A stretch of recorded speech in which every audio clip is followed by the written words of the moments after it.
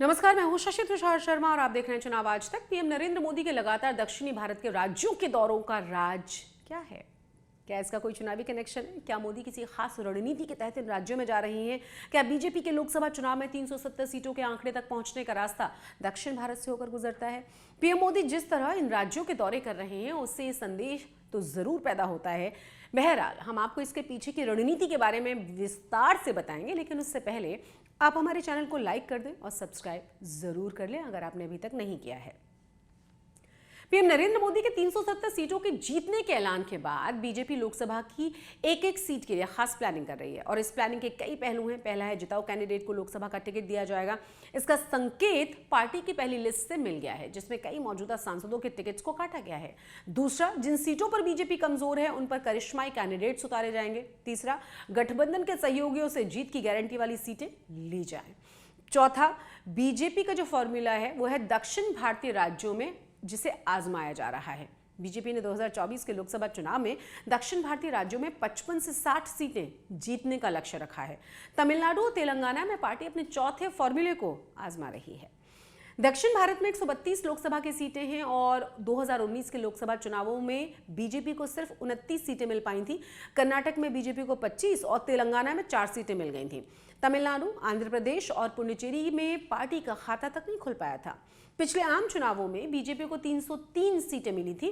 370 के आंकड़े को हासिल करने के लिए पार्टी के लिए दक्षिण भारत के 5 राज्यों और 3 केंद्र शासित प्रदेशों में लंबी छलांग लगाना जरूरी है। दक्षिण भारत में पार्टी ने दक्षिण में 84 सीटों को चिन्हित किया है जहां बीजेपी हमेशा से कमजोर रही है। खुद बीजेपी के नेता मानते हैं कि अगले चुनाव में पार्टी को कर्नाटक की 25 सीटों के अलावा 30 नई सीटें जीतनी होंगी और इसके लिए बीजेपी की निगाहें तमिलनाडु, आंध्र प्रदेश और तेलंगाना पर टिकी हुई हैं। इस लक्ष्य को हासिल करने के लिए पीएम नरेंद्र मोदी ने जनवरी और फरवरी के बीच दक्षिण भारत में 11 दिन गुजारे हैं और इन दौरों में उन्हें केंद्र की परियोजनाओं के साथ जनसभाएं भी उन्होंने की हैं। अभी चुनावी सभाओं का दौर बाकी है जो मार्च के अंतिम सप्ताह में शुरू होगा। अपनी हर जनसभा में मोदी स्थानीय लोगों से समर्थन की अपील के साथ अपनी गारंटी की चर्चा करते हैं। आप भी जानते हैं कि मोदी जो कहता है वो करके दिखाता है। मैंने आपसे कहा था कि हम सब मिलकर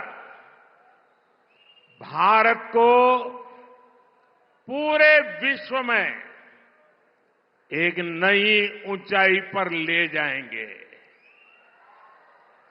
आज आप देख रहे हैं कि कैसे भारत पूरे विश्व में आशा की किरण बनकर नई ऊंचाई छू रहा है। तमिलनाडु में लोकसभा की 39 सीटें हैं और 15 सीटें हैं बीजेपी के निशाने पर। बीजेपी को उम्मीद यह है कि पीएम नरेंद्र मोदी की रैली और अन्नामलाई की यात्रा के बाद इनमें से 7 सीटें शिवगंगा, रामनाथपुरम, थेनी, मदुरई, विधुनगर, थुथुकुडी और कन्याकुमारी पर पार्टी का परचम बुलंद हो सकता है। गठबंधन तोड़ने के बाद तमिलनाडु में बीजेपी ने अपने पुराने सहयोगी एआईएडीएमके के नेताओं पर नजर टिका दी है। पीएम नरेंद्र मोदी ने अपनी तिरुपुर यात्रा में एआईएडीएमके नेता जयललिता और एमजी रामचंद्रन को अतुलनीय नेता बताकर इस ओर इशारा भी कर दिया। पीएम नरेंद्र मोदी ने राज्य इकाई को ऐसी पार्टियों से चुनावी गठबंधन करने का मंत्र दिया है जो 2014 और 2019 के चुनावों में क्षेत्रीय जनाधार के बाद भी जीत हासिल नहीं कर सके। तमिल मनीला कांग्रेस से गठबंधन करके इस अभियान की शुरुआत की जा चुकी है। संभावना यह है कि मार्च के दूसरे सप्ताह तक पाताली मक्कल काची यानी पीएमके अभिनेता विजयकांत की देसिया मुरपोकू द्रविड़ कड़गम यानी डीएमडी के टीटीवी दिनाकरण की अध्यक्षता वाली अम्मा मक्कल मुनेत्र कड़गम यानी एएमएमके से समझौता हो जाए। अगर ऐसा हुआ तो एआईएडीएमके तमिलनाडु में अकेली हो जाएगी और राज्य में मुकाबला होगा त्रिकोणीय। तेलंगाना में बीजेपी ने 2.5 अंक में सीटें हासिल करने का लक्ष्य रख लिया है। पिछले लोकसभा चुनावों में बीजेपी ने 19.65% वोट और 4 लोकसभा सीटें जीतकर सबको चौंकाया था। 2023 के विधानसभा चुनाव में भी पार्टी को 13.90% वोट मिले, हालांकि सीटें कम मिली। वोटों के गैप को खत्म करने के लिए बीजेपी ने कांग्रेस के बजाय बीआरएस के वोट बैंक और नेताओं को लुभाना शुरू कर दिया है। विधानसभा चुनाव में हार के बाद से बीआरएस में भगदड़ मची है। पार्टी के नेता कांग्रेस और बीजेपी के खेमे में शामिल हो रहे हैं। चुनाव के ऐलान से पहले 3 बीआरएस सांसदों ने बीजेपी ज्वाइन कर ली है। अब पार्टी ने हिंदुवादी नेता टीएस राजा सिंह को लोकसभा चुनाव के लिए प्रभारी बना दिया है। ऐसे में चर्चाएं ये भी हैं कि लोकसभा चुनाव में बीजेपी और बीआरएस के बीच गठबंधन हो सकता है। 2019 के लोकसभा चुनाव में बीजेपी का आंध्र प्रदेश में खाता नहीं खुला और इस चुनाव में बीजेपी ने अपने गठबंधन के सहयोगी टीडीपी और पवन कल्याण की जनसेना से 5 सीटों की मांग की है।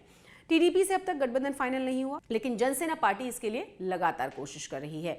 पीएम मोदी ने हाल ही के दिनों में यह दावा किया था कि इस बार बीजेपी केरल में डबल डिजिट में सीटें लेकर आएगी, मगर सूत्र ये बताते हैं कि पार्टी का फोकस सिर्फ 4 सीटों तिरुवनंतपुरम, पथनमथिट्टा, त्रिशूर और अंटिगल तक सिमटा हुआ है और खुद पार्टी 2 सीटें जीतने की उम्मीद कर रही है। 55% हिंदू वाले केरल में पिछले लोकसभा चुनाव के दौरान बीजेपी को 13% वोट मिल पाए थे। बीजेपी की रणनीति बड़ी साफ है, बड़ी स्पष्ट है। उसे पता है कि कर्नाटक और तेलंगाना के अलावा दक्षिण भारत में उसके पास खोने के लिए कुछ खास है नहीं। यदि वो 2019 के मुकाबले अपनी सीटों की संख्या को दोगुना करने में सफल रही तो 370 के आंकड़े तक पहुंचना आसान हो सकता है।